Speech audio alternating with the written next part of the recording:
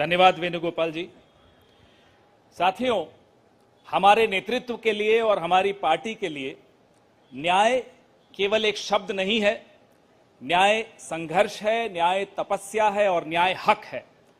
सबसे पहले इस कार्यक्रम को आगे बढ़ाते हुए हम न्याय पत्र का विमोचन करेंगे, उसको जारी करेंगे। मैं माननीय कांग्रेस अध्यक्ष श्री मल्लिकार्जुन खड़गे साहब से आग्रह करूंगा कि वो न्याय पत्र को जारी करें।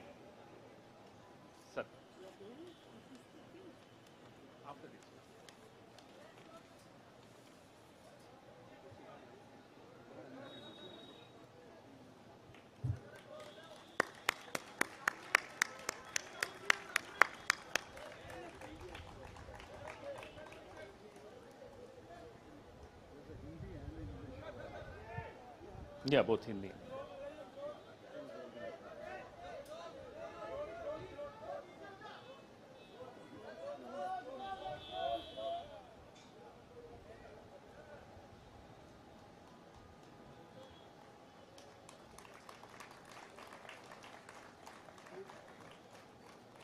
धन्यवाद। अब मैं मैनिफेस्टो कमेटी के अध्यक्ष श्री पी चिदम्बरम साहब से आग्रह करूंगा कि वो इस न्याय पत्र के विषय में कुछ इस पर प्रकाश डालें, आपसे चर्चा करें।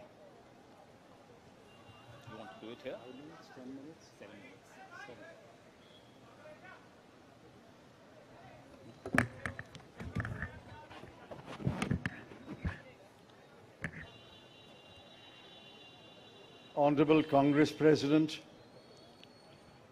Honorable former Congress President Srimati Sonia Ji, Honorable former Congress President Shri Rahul Ji, General Secretary Shri K.C. Venugopal, members of the Congress Working Committee, senior leaders of the Congress, Karyakartas of the Congress, members of the media. I'm thankful to the Congress President for releasing the Congress Manifesto for the 2024 elections. Earlier, the draft Congress Manifesto was thoroughly discussed in the Congress Working Committee. The recommendations of the members of the Congress Working Committee were taken into consideration, and with the final approval of the Congress President, some changes were made to the draft manifesto. And what we have today is the final manifesto approved by the Congress Working Committee and the Congress President. The broad theme of the manifesto is justice. Every aspect of justice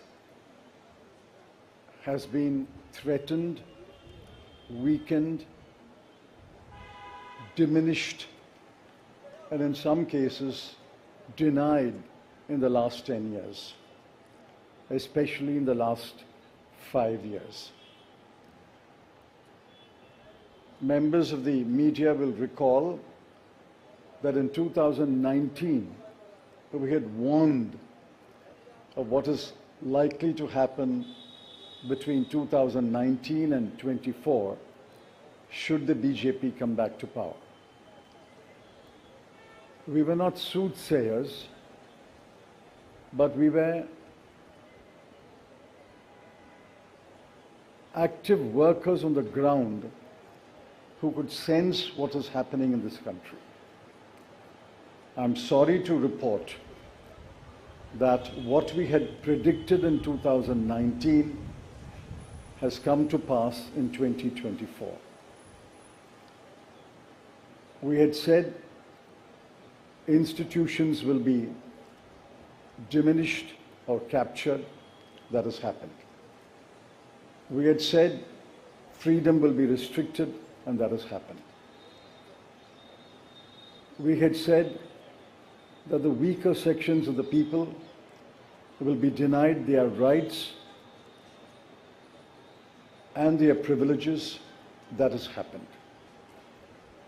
We had said that Parliament will be diminished. That has happened. We had said that we will inexorably move towards an autocracy. We are already described as an electoral autocracy by many, many thinkers of the world. That has happened. While we are unhappy that what we had predicted has happened, we have in this manifesto suggested bold measures to reverse the damage that has happened in the last 5 to 10 years. The overall theme of the Congress manifesto is 3 powerful words: work, wealth, and welfare. I shan't take long. I'll explain each word in one sentence. Work means we must create jobs. If anybody had any doubt, read the report of the ILO that was released 10 to 15 days ago. The government came up with a lame defense through the chief economic advisor, but the defense only made it worse. The ILO report shows that unemployment has assumed monstrous proportions in this country. Yesterday, the media carried a report that 30% of the outgoing class in the Indian institutes of technology, the premier institutions of our country, are unemployed. They have not been placed. Jobs, jobs, jobs is a cry everywhere in India. Work encapsulates that section on work. The sections on work encapsulates what we will do to create jobs. The second is wealth. Wealth must be created before it is distributed. On the contrary, the 5 years of the Modi government shows that wages have been stagnant in this country. The average income of the bottom 50% has either remained stagnant or diminished or decreased for the bottom percentiles. We have to create wealth, and that can only be created by growth. The UPA government delivered 8.5% growth in its first term, 2004 to 2009. And over a 10-year period, Dr. Manmohan Singh's government had delivered 7.5% growth. Even the futile attempt by the BJP government to revise the figures made it 6.7%. But over the last 10 years, the average growth is only 5.8, and if you count the year that ended on 31st March, given the inflated figures, it will still be 5.9. The difference between 7.5 and 5.9 may appear to be trivial, 1.6%, but it's not a trivial difference. It is a difference that makes between a moderately slowing economy and a robust economy. So the second broad theme is wealth. We have to create wealth, which means we must have investment, capital investment, private investment, government investment, and foreign investment. Once we create jobs, and once we set in motion policies that will create wealth, this country will go back to the high growth path of the UPA governments. The third section, which addresses many aspects of justice, is welfare. So work, creating wealth, which results in welfare. The welfare of whom? I have always accused the BJP government, the Modi government, is a government of the rich, by the rich, and for the rich. This government is driven only by the interests of the top 1% of this country. But we have to look at the bottom 50%. The bottom of the pyramid, the bottom 50% is as important as those who are well off. And in the bottom 50%, as we go down the ladder, the bottom 20% are extremely poor. It has been estimated that 23 crore people are still poor in this country. UPA government lifted 24 crore people out of poverty. And we promise that if the Congress or a Congress-led government comes to power in 2024, we will lift 23 crore people out of poverty in the next 10 years. That's possible, it's doable, and I conclude by saying the Congress has done it before and we can do it again. I appeal to all of you to spread the message of this manifesto to the nook and corner of this country and ask the people to vote for the hand symbol and to vote for all our allied parties throughout this country. Thank you.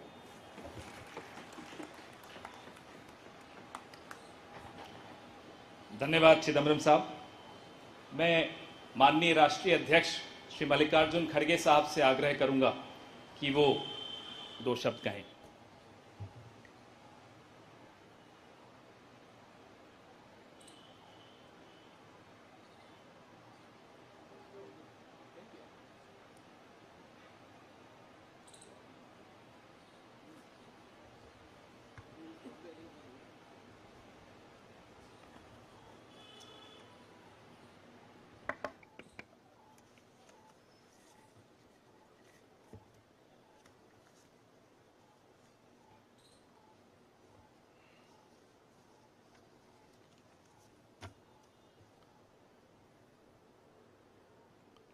आज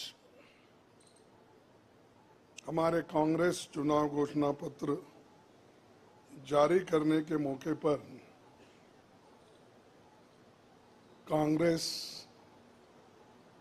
party के भूतपूर्व अध्यक्ष और हमारे चाहते नेता श्रीमती सोनिया गांधी जी और भूतपूर्व अध्यक्ष श्री राहुल गांधी जी और यहाँ पर पधारे हुए हमारे कांग्रेस पार्टी के सभी नेतागण और खासकर इस जो घोषणा पत्र को तैयार किए श्री पीसी चिदम्बरम जी, केसी वेणुगोपाल जी और सारे वर्किंग कमेटी के मेंबर्स, मीडिया के मेरे दोस्तों, आज मुझे ये भी याद करना है कि बाबू जगजीवन राम का जन्मदिन भी है और जो बाबू जगजीवन राम हमारे पार्टी में बहुत साल तक 1947 से लेकर 1984 तक 1984 तक वो इस पार्टी में रह के काम किए। फिर जो कुछ उनका कंट्रीब्यूशन था ते बड़ा कंट्रीब्यूशन मिनिस्ट्री में उन्होंने किया। ऐसे दिन आज हम ये घोषणा पत्र गरीबों के लिए हम अर्पित कर रहे हैं। आज भारतीय राष्ट्रीय कांग्रेस के 2024 के लोकसभा चुनाव का घोषणा पत्र जारी किया जा रहा है। इस मौके पर मैं आप सभी का स्वागत करते हुए 22 दिसंबर 2023 को जो चिदम्बरम जी की अध्यक्षता में 16 सदस्यीय कांग्रेस मैनिफेस्टो कमेटी बनी थी और 19 मार्च को CWC ने इसे मंजूरी दी थी। व्यापक जनभागीदारी और संपर्क के बाद हमारा घोषणा पत्र बना है। इसके लिए वेबसाइट आवाज भारत की बनी, जिस पर भी काफी सुझाव मिले। हमारा ये घोषणा पत्र देश के राजनीतिक इतिहास में न्याय के दस्तावेज के रूप में याद किया जाएगा। राहुल जी के नेतृत्व में चली भारत जोड़ो न्याय यात्रा में 5 पिलर्स पर ध्यान केंद्रित किया गया था। यात्रा के दौरान युवा न्याय, किसान न्याय, नारी न्याय, श्रमिक न्याय और हिस्सेदारी न्याय की घोषणा की गई थी। जहां कहीं भी हम गए इन न्याय की बात हमने करी थी और इसकी गारंटी भी हमने दी है। इन 5 पिलर्स में से 25 गारंटी निकलते हैं।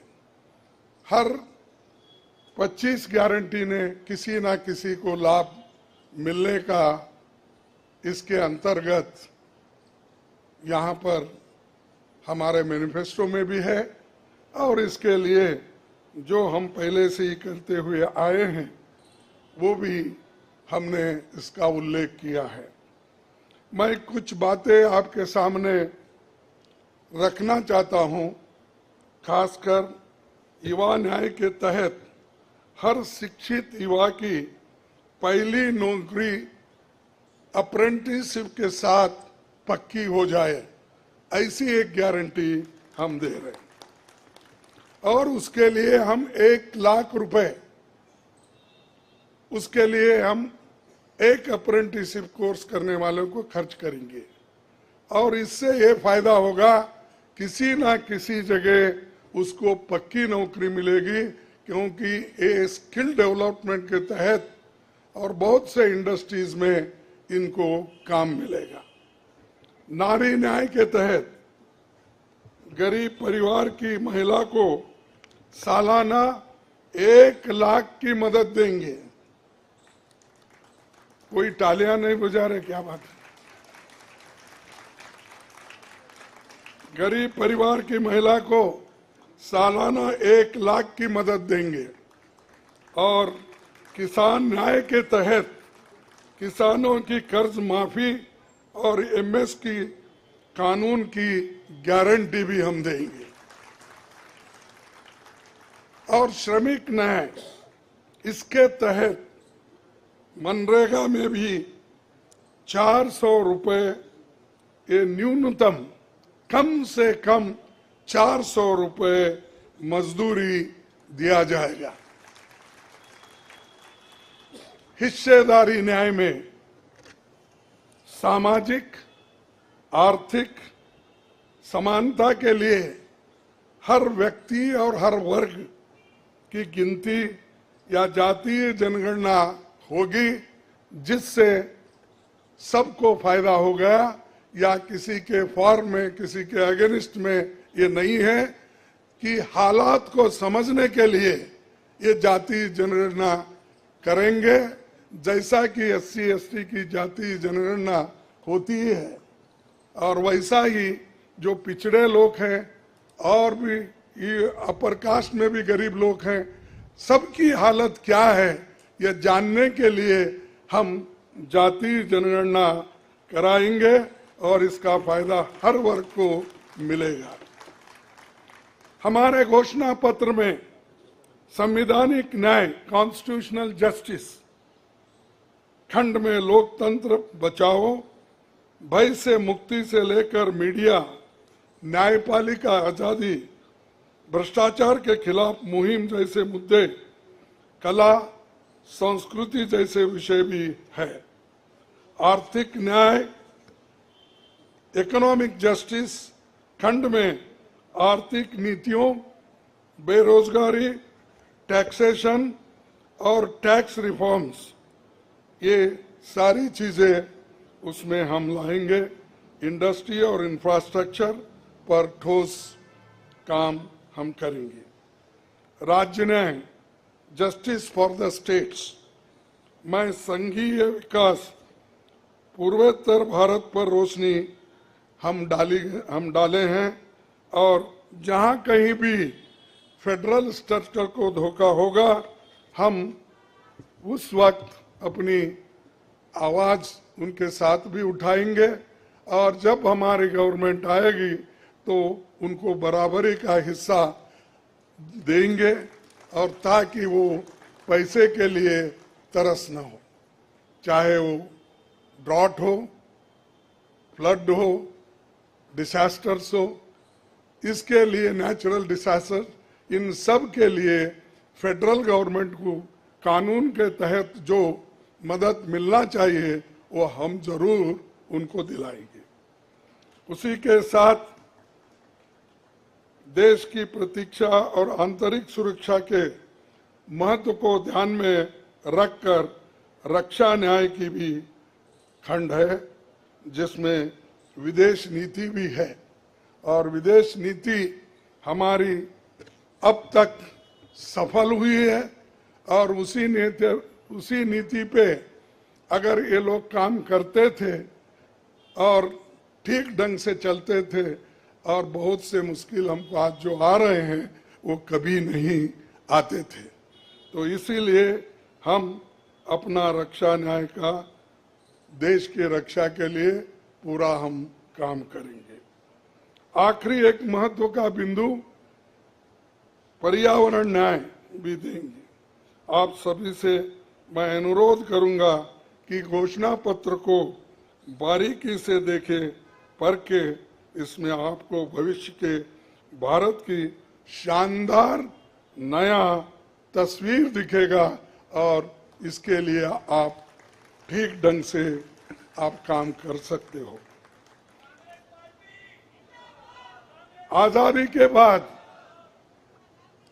1951-52 में चुनावों से राजनीतिक दल घोषणा पत्र जारी करते समय बहुत से दावे करते हैं लोग, पर कांग्रेस हमेशा जमीनी हकीकत पर चलती है। 1951 में पंडित जवाहरलाल नेहरू के नेतृत्व में हमारा जो घोषणा पत्र जारी हुआ उसका नाम था व्हाट कांग्रेस स्टैंड्स फॉर। उसका नाम था what Congress stands for.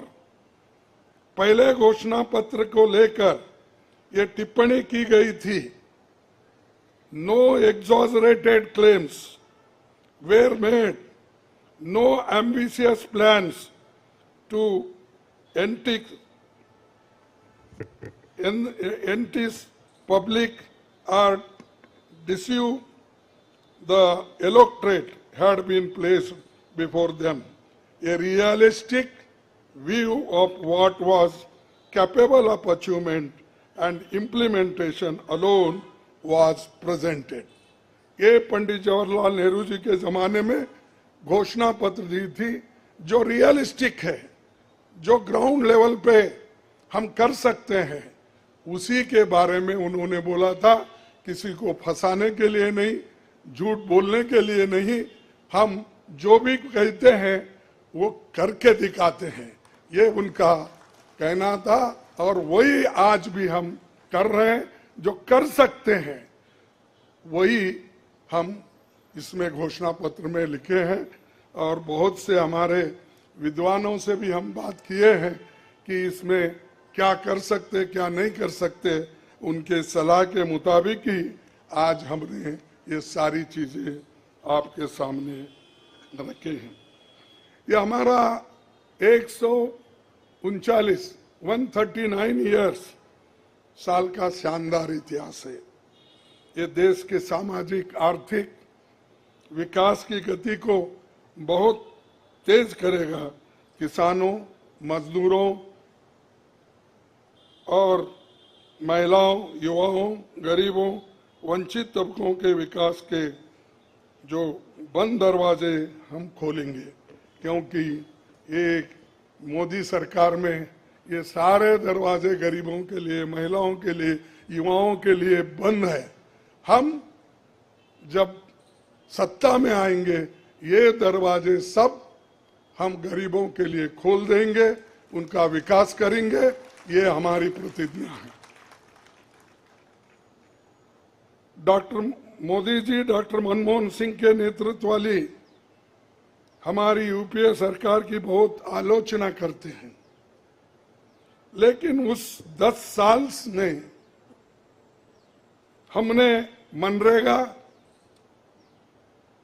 Right to education, RTI, खाद्य सुरक्षा, वनाधिकार, भूमि अधिग्रहण कानून और रेहड़ी पटरी वालों की अधिकार समेत कई कदम हमने उठाया है। और उसकी जो कर्ता धर्ता है श्रीमती सोनिया गांधी जी यहाँ पर मौजूद है।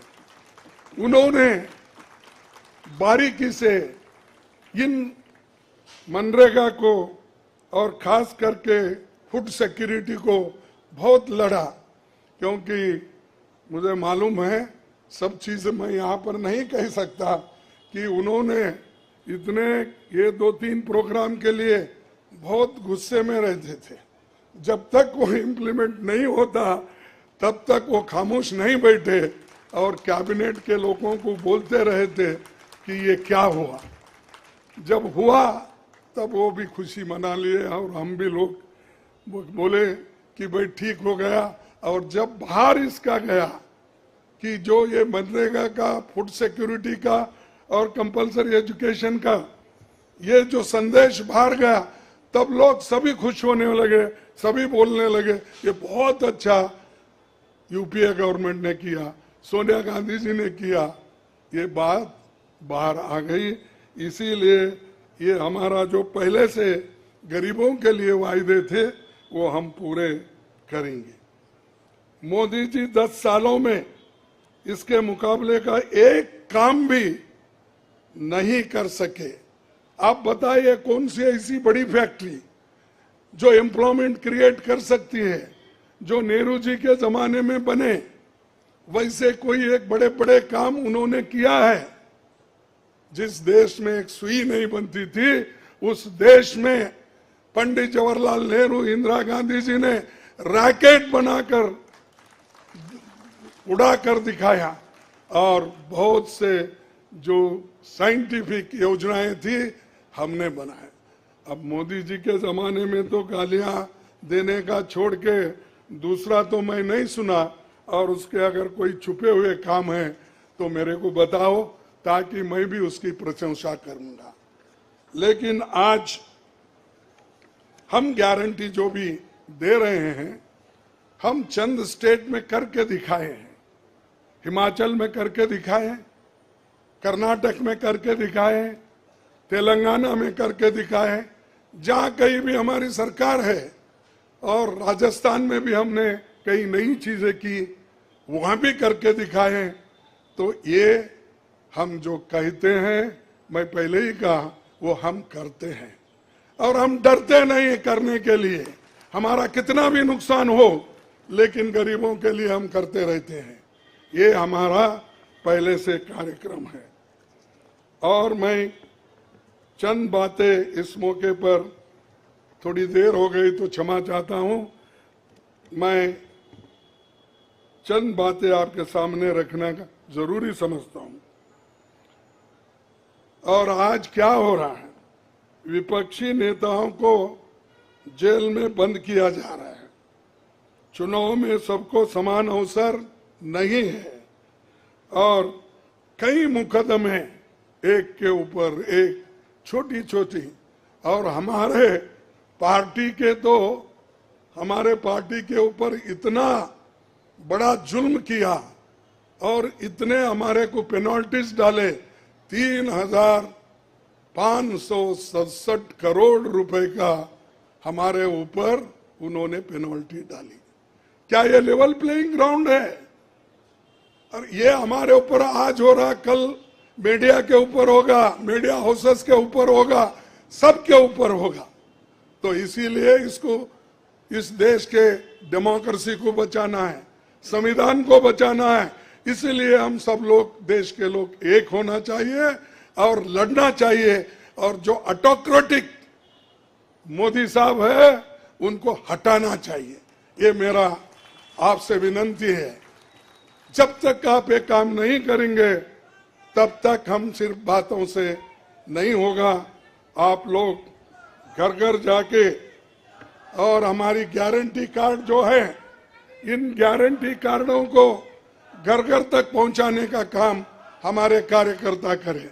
जब तक आप घर घर नहीं जाएंगे, वोटर से नहीं मिलेंगे, कुछ भी होने वाला नहीं है। सिर्फ स्लोगन से या मेरे भाषण से कुछ बदलाव होने वाला नहीं। बदलाव होगा तुम जनता से जब मिलेंगे, घर घर जाएंगे, महिलाओं से मिलेंगे, युवाओं से मिलेंगे, और जितने भी हमारे पेरेंट्स हैं, बड़े हैं, उनसे मिलके, किसानों से मिलके आप लोग काम करेंगे, तभी हम कुछ हासिल कर पाएंगे। तो इसीलिए मैं आपसे विनती करूंगा, ये काम हमारा आप करेंगे और इस ऑटोक्रेटिक सरकार को हटाने के लिए आप काम करते रहेंगे। अब बीजेपी का तो ऐसा है, चंदा दो धंधा लो, चंदा दो धंधा लो, कॉन्ट्रैक्ट लो, पैसे दो। तो उन्होंने काम किया और वो कहते हैं कि भ्रष्टाचार मिटाऊंगा। अरे भाई, 25 लोग हमारे बड़े बड़े नेताओं को आपने लिया और 25 नेताओं में 2 को तो एक पूरा एक्सोनरेट किया और 23 लोगों को फिर उनको भी एक्सोनरेट किया। अरे शाह साहब के वॉशिंग मशीन में इतने लोग जो भी जा रहे हैं क्लीन होके आ रहे हैं, और भ्रष्ट लोग तुम्हारे साथ है, बदनाम हमको कर रहे हैं। मेरे पास तो नहीं है ना, मेरे पास जब तक थे तो आपने बोला वो भ्रष्ट है, फिर आप वो क्लीन कैसा हो गए, प्रामाणिक कैसा हो गए, ठीक कैसा हो गए? तो ये खुद ही इधर डराते हैं, उधर सब चोरों को लेते हैं। तो ये मेरा कहना है। इसीलिए आप इस बात को सोचिए, और हम सालों से गरीबों की सेवा करते हुए आए हैं, आगे भी हम करते रहेंगे। और जितने भी उन्होंने काम किया, मैं यहाँ गिनता नहीं, क्योंकि रेलवे में क्या किया, इन्फ्लेशन का क्या किया, अनएम्प्लॉयमेंट का क्या किया, ये सारे अगर बोलते कहूँ तो आप भी थक जाएंगे। तो इसीलिए मैं ज़्यादा नहीं बोलता।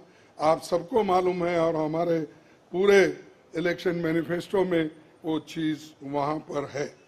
इसीलिए आप तमाम को मैं धन्यवाद अर्पित करता हूँ कि आप ऐसे वक्त जो हमको साथ दे रहे हैं, जिस वक्त लोग डर डर के चंद लोग भाग जा रहे हैं। वो डरने वाले कौन है? जो आदमी कुछ चोरी करता है वही डरता है। जो आदमी ठीक है, अपने उसूलों पे खड़ा है, उसको कोई नहीं डराता। अगर डराएगा तो भी वो उसूलों पे ठहरे हुए लोग डरेंगे नहीं। तो इसीलिए हम लोग डरने वाले नहीं। हमारे नेता श्रीमती सोनिया गांधी जी, राहुल गांधी जी, डर उनमें नहीं है और डर का नाम भी नहीं है, और डर ये शब्द उनके पास नजदीक आता नहीं।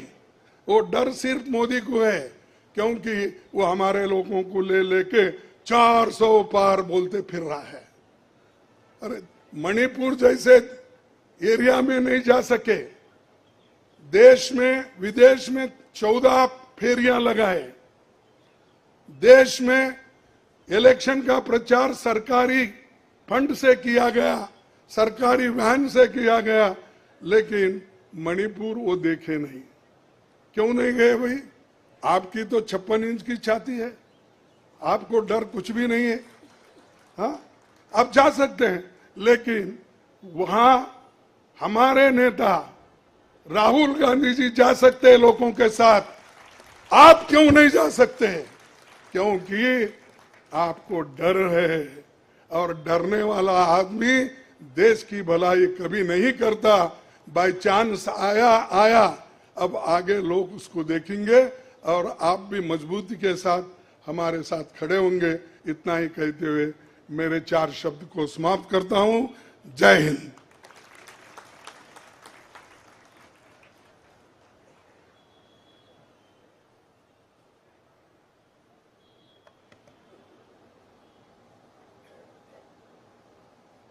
धन्यवाद खड़गे साहब। मीडिया के मित्रों, आपके मोबाइल पर सॉफ्ट कॉपी हिंदी और अंग्रेजी की हमारे न्याय पत्र की पहुंच चुकी है। कार्यक्रम के पश्चात उसकी फिजिकल कॉपी भी आपको दे दी जाएगी। कार्यक्रम को आगे बढ़ाते हुए अब 10 मिनट आपके सवाल जवाब होंगे और इसमें अनुशासन रखिएगा। सबसे पहले एजेंसीज को मौका दिया जाएगा, तो एएनआई सबसे पहले अपना सवाल पूछे।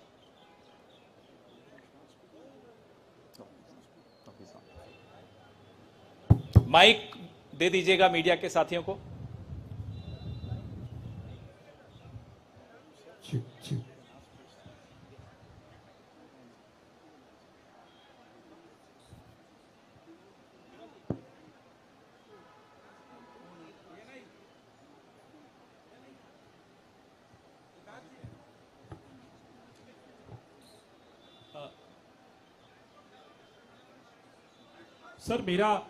सर मैं सिद्धार्थ हूँ एएनआई से।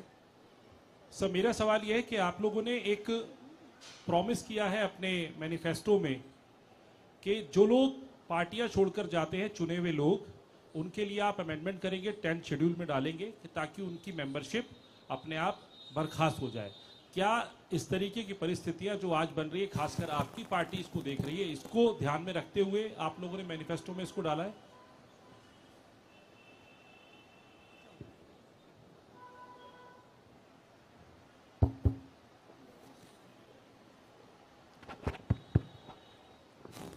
You are asking about the anti-defection law, which is now in the 10th schedule.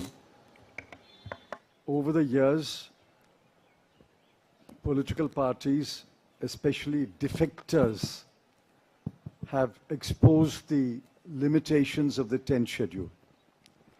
So the 10th schedule has to be amended. Check. What is he saying? The 10th schedule is to be amended. Our position is that moment a defection takes place, he should be instantly disqualified.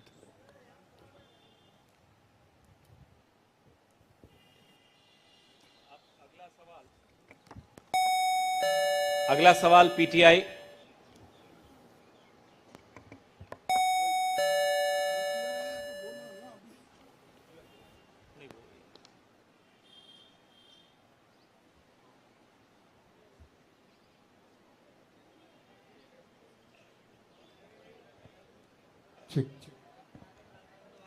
Sir, the focus of the manifesto is on the 25 guarantees that the Congress has already announced. So will this election be a fight between Congress's guarantees and Modi ki guarantee?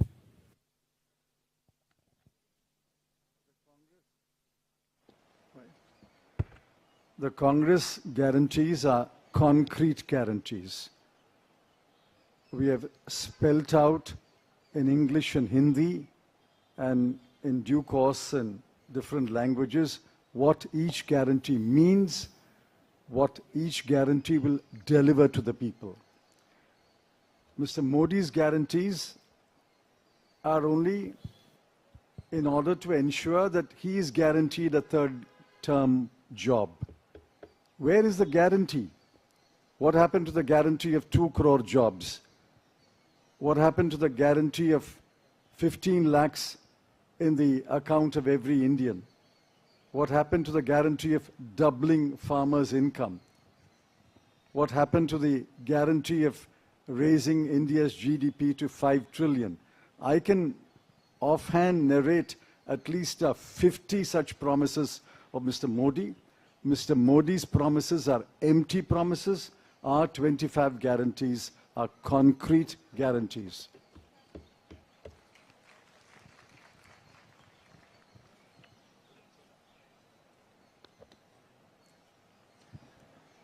Good afternoon.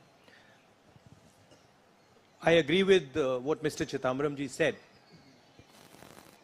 But this election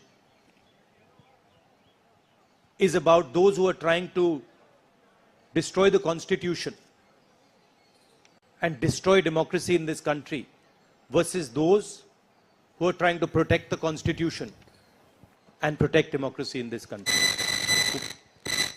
We do believe that it is very important, once this fight is won, that we look after the interests of the vast majority of our people, that India is not run for 2 or 3 large conglomerates, large businesses, that it is run for the vast majority of people, that we are not a nation of monopolies, we are a nation where there is fair competition among businesses. So I think it's important to understand that this election is a fundamentally different election. I don't think democracy has been as much at risk, the Constitution has been as much at risk as it is today. In Hindi, sir. ये जो चिदम्बरम जी ने कहा उससे मैं सहमत हूं, मगर ये जो चुनाव है ये लोकतंत्र को और संविधान को बचाने का चुनाव है। एक तरफ एनडीए नरेंद्र मोदी जी जो कॉन्स्टिट्यूशन पर आक्रमण कर रहे हैं,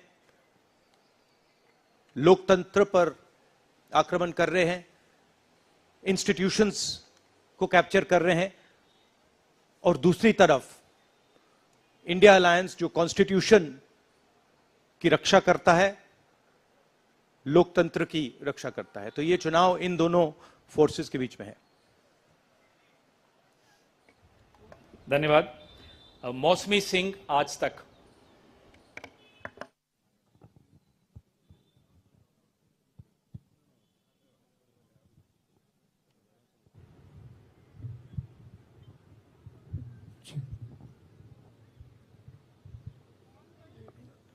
राहुल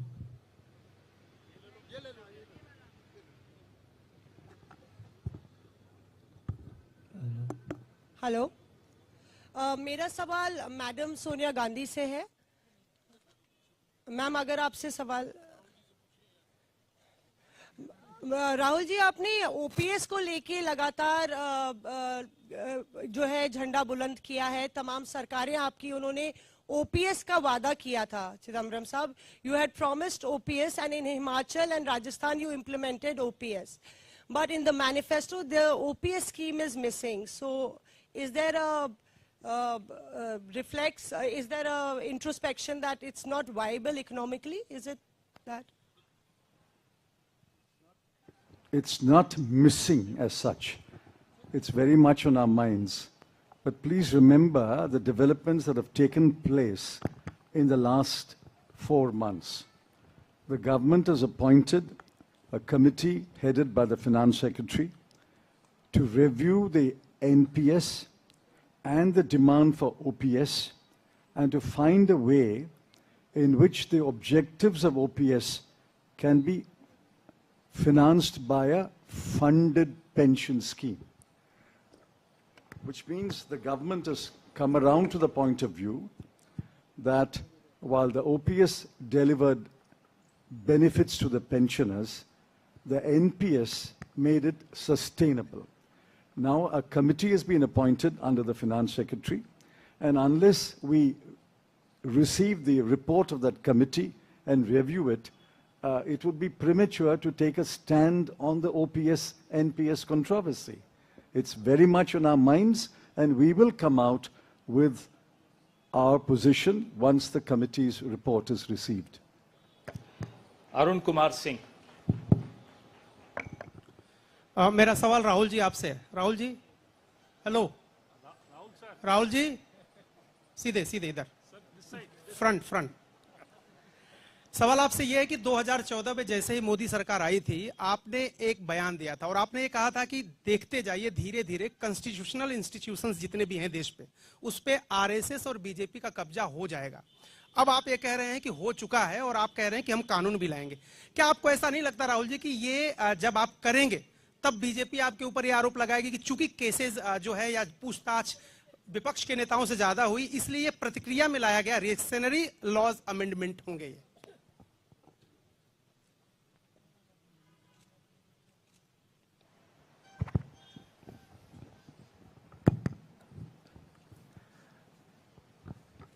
सबसे पहले ये समझना होगा कि हिंदुस्तान के राजनीतिक स्ट्रक्चर में हो क्या रहा है। आरएसएस ने और बीजेपी ने और खासतौर से नरेंद्र मोदी जी ने जो स्ट्रैटेजी बनाई है, उसका फाउंडेशन क्या है, उसकी नींव क्या है, सबसे पहले यह समझना है। नरेंद्र मोदी जी ने जैसे अदानी जी की मोनोपोली है पोर्ट्स पर, इंफ्रास्ट्रक्चर पर, डिफेंस में, वैसे नरेंद्र मोदी जी ने पॉलिटिकल फाइनेंस की मोनोपोली बनाई है। कैसे बनाई है? ED, CBI, income tax department का प्रयोग करके। अगर आप बॉन्ड स्कीम्स को देखें तो उसमें साफ दिख जाता है कि नरेंद्र मोदी जी ने, बीजेपी ने एक प्रकार से पॉलिटिकल फंडिंग एक्सटॉर्शन से, धमकी से, प्रेशर से बनाई है। खारगे जी ने कहा जो भी भ्रष्ट हैं वो सब बीजेपी में जा रहे हैं। उसका कारण है क्योंकि नरेंद्र मोदी जी चाहते हैं कि पॉलिटिकल फाइनेंस की मोनोपोली उनके हाथों में हो। अब हमारे बैंक अकाउंट बंद कर दिए, हमारे पास ओरिजिनल रास्ता जो था वही हमारा रास्ता है। हम जनता के साथ जाकर मिलकर उनके लिए लड़ते हैं। ये जो मैनिफेस्टो बना है, ये मैनिफेस्टो कांग्रेस पार्टी ने नहीं बनाया है। यह मैनिफेस्टो हिंदुस्तान की जनता ने बनाया है। हमने सिर्फ इसको लिखा है, ठीक है, और हमने सिर्फ इसको लिखा है। जो किसानों ने हमें बताया, खारगे जी को बताया, मुझे बताया, बाकी नेताओं को बताया, वो हमने लिखा है। चाहे वो रोजगार की बात हो, चाहे वो कॉन्ट्रैक्ट लेबर की बात हो, हजारों लोगों से बात करके हमने ये हिंदुस्तान की आवाज है, ये लिखी है। मगर जो राजनीति में आज हो रहा है वो क्लियर है कि सब पार्टीज को नरेंद्र मोदी, ईडी, सीबीआई, इन इंस्टीट्यूशंस को कैप्चर करके फाइनेंशियली मोनोपोली बना रहे हैं अपनी। और चुनाव के बाद रियलिटी है कि ये जो फाइनेंशियल मोनोपोली बड़ी इंटरेस्टिंग चीज है, क्योंकि सारा इंफॉर्मेशन, सारा का सारा इंफॉर्मेशन, किससे एक्सटॉर्शन किया है, किसको कॉन्ट्रैक्ट दिया है, कॉन्ट्रैक्ट देने के बाद उसने कितना पैसा दिया है, वो पूरी ब्लूप्रिंट, पूरी की पूरी ब्लूप्रिंट इलेक्टोरल बॉन्ड्स में लिखी हुई है। तो नरेंद्र मोदी जी ने आज नहीं तो कल ऑपोजिशन को पूरी chargesheet, proof sheet electoral bonds के थ्रू पकड़ा दी है। इसीलिए थोड़ा टेरर हो रहा है उनको, इसीलिए नंबर निकला है 400 पार, इसलिए ये महाराष्ट्र में हमारे नेता ले जा रहे हैं, हरियाणा में सब जगह हमारे नेता ले जा रहे हैं, क्योंकि उनको लग रहा है कि भैया अगर 400 पार नहीं 180 हो गई, 160 हो गई, 140 हो गई तो नैया पार हो जाएगी। Thank you. आशीष सिंह।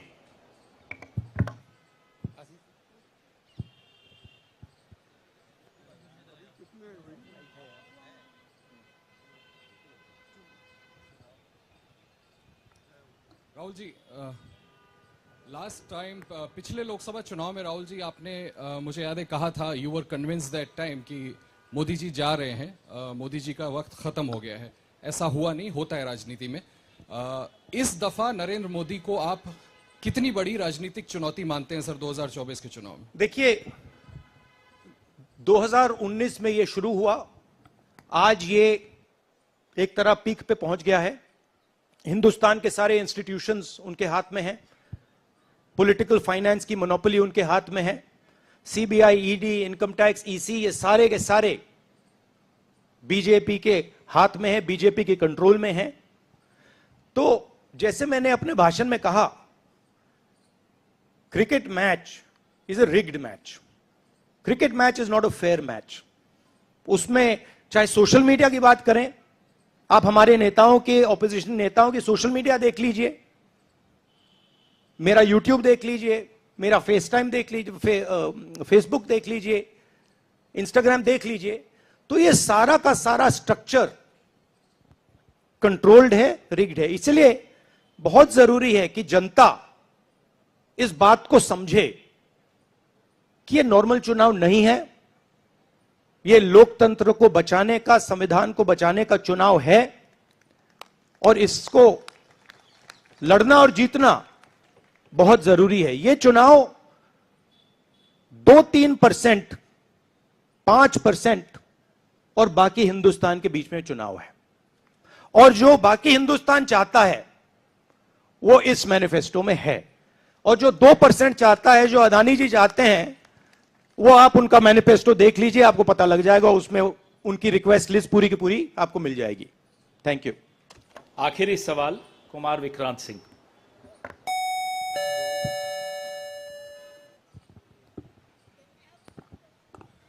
राहुल जी, 2009 में आपको भी याद होगा, उस वक्त मैनिफेस्टो में 2 तस्वीरें थी, मनमोहन सिंह जी की और सोनिया गांधी जी की।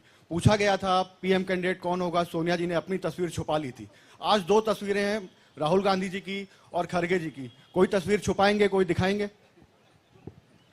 नहीं, ये आप बड़े डिस्ट्रैक्शन वाले क्वेश्चन पूछते हो।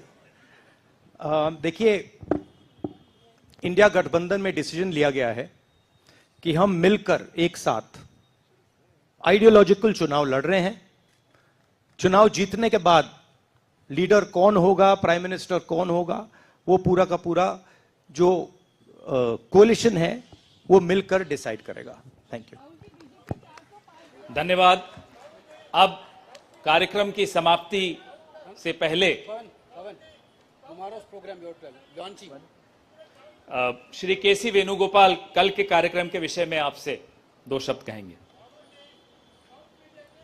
Dear friends, today we are already released the... Brother, he wants South media chance. इन्हें माइक दीजिए, जो साउथ इंडिया से हमारे जो साथी हैं, और ये आखिरी सवाल होगा। ठीक ठीक।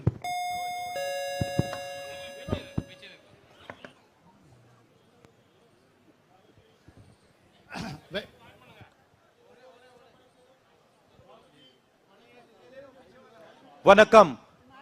South India's mic is not on, brother. But you have a very strong voice. You can speak without the mic. Sir, Vanakkam. Vanakkam. Venkatraman from Dinamala from Tamil Nadu. Advance congratulations to the Congress party, which is due to this serious campaign by the DMK party and Congress leaders. You are going to get 10 out of 10 seats from Tamil Nadu in the forthcoming parliament election. Do you think the same trend will you expect from across the country? Well, you know, I'm not a soothsayer. Unlike many political commentators, I can't predict the future. But what I'm confident of is that this is a much closer election than is being propagated by the media. It is a close election, and we are going to fight an excellent election, and we are going to win the election. Thank you. Please do remember one thing. Please do remember that there was a similar feeling being generated by the press when Mr. Vajpayee was Prime Minister. There was the India Shining campaign. So we have a similar idea being propagated. India Shining with 2-3 new dimensions. International dimension, all sorts of new dimensions. Full support by the monopolists in the country. But do remember what happened to the India Shining campaign, and do remember who won that campaign. Thank you.